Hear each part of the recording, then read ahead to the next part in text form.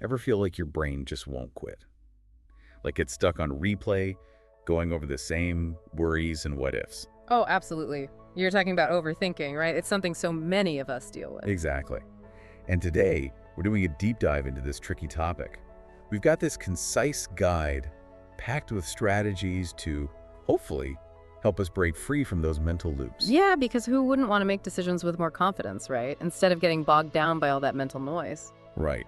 So, before we jump into all the how-tos, maybe we should define what overthinking really is. I mean, we all think a lot, right? That's true. But overthinking is different. It's not just thinking a lot. It's when those thoughts become kind of like a broken record.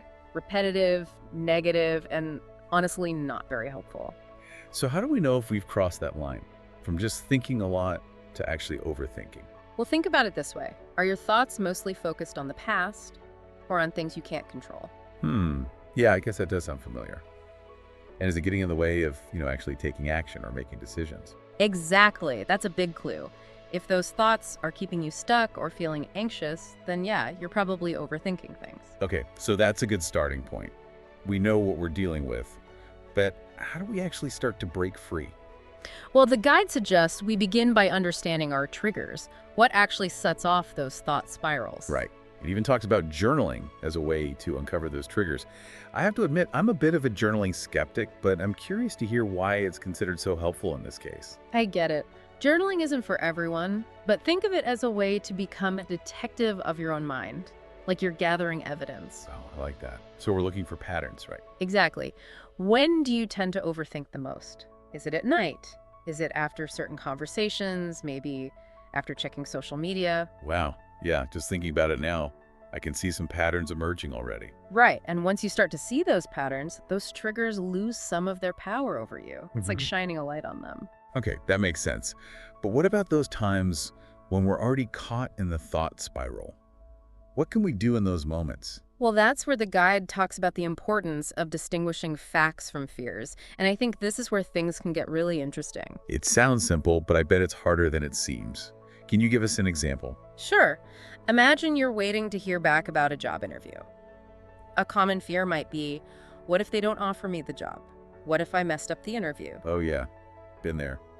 But are those thoughts actual facts? Or are they just fears, anxieties playing tricks on you? Okay, so you're saying we need to take a step back and really examine those thoughts. Are they based on something real and concrete? Exactly. And if they're not, if they're just fears disguised as facts, then we can start to challenge them. Instead of letting them just spiral out of control, it's almost like reframing the situation, right? Yeah, Shifting our perspective. exactly. And that's a perfect segue into the next strategy the guide highlights, mindfulness. Ooh, mindfulness. I know some people might roll their eyes at that word, but I'm a big believer in its power. It's not just some trendy buzzword, is it? Not at all. Mindfulness is about training your mind to focus on the present moment instead of getting lost in those what ifs and worries about the future. It's like hitting the pause button on those racing thoughts. Exactly. And there are so many different techniques you can use to cultivate mindfulness.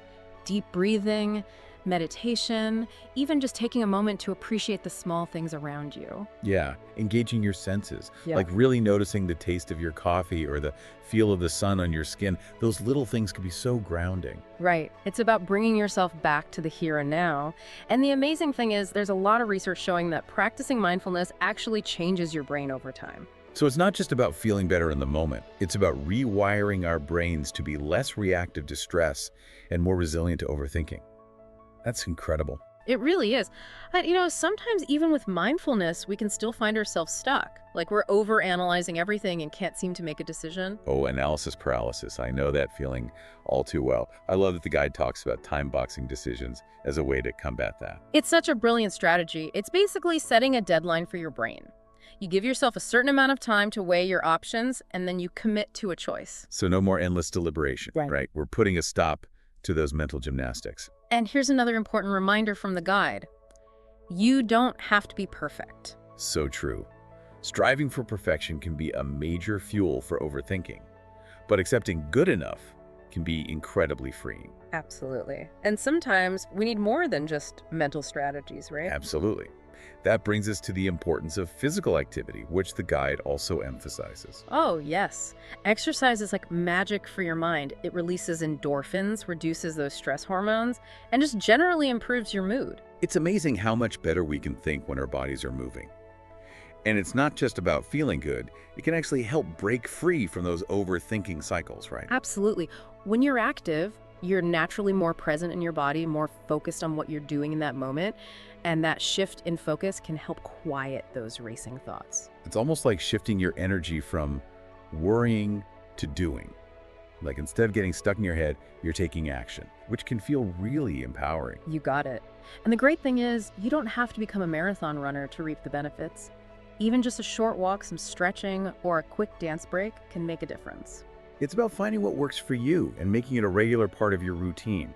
And the guide mentions a bunch of other helpful tips too, like gratitude journaling, setting realistic expectations, and talking to a friend or therapist. Right. It's like building this toolkit full of strategies to help us manage overthinking. And the key is to remember that they all work together. You can mix and match and experiment to find what works best for you. I love that idea of a toolkit, because overthinking isn't a one-size-fits-all problem, is it? What works for one person might not work for another. Exactly. And that's why self-awareness is so important. The more we understand our own thought patterns and triggers, the better equipped we are to handle them. The message here is clear. You can tame your overthinking. It takes effort and practice, but it's absolutely possible. And it's so worth it, right? Oh, for sure. Think about the mental energy you could free up if you weren't constantly overthinking everything. That energy could be channeled into so many other things. Absolutely. So as we wrap up, I have a question for our listeners. Think about a time when you successfully overcame overthinking. What did you do? What worked for you in that moment? Yeah. And how can you apply those lessons to future situations? Maybe you talked to a friend, went for a run, or simply chose to focus on the positive. Whatever it was, remember that you have those tools within you. You've done it before, and you can do it again. You've got this. That's right. Don't underestimate the power of your own resilience. So true. Well, that's it for our deep dive into overthinking. We hope you found it helpful and maybe even a little bit inspiring. Definitely inspiring. Remember, a calmer, more confident you is within reach. You just have to take that first step and start experimenting with these strategies. And most importantly, be patient with yourself. It takes time to change those deeply ingrained thought patterns. But with practice and persistence, you can break free from overthinking and reclaim your mental peace. Absolutely. We believe in you. Thanks for joining us. See you next time.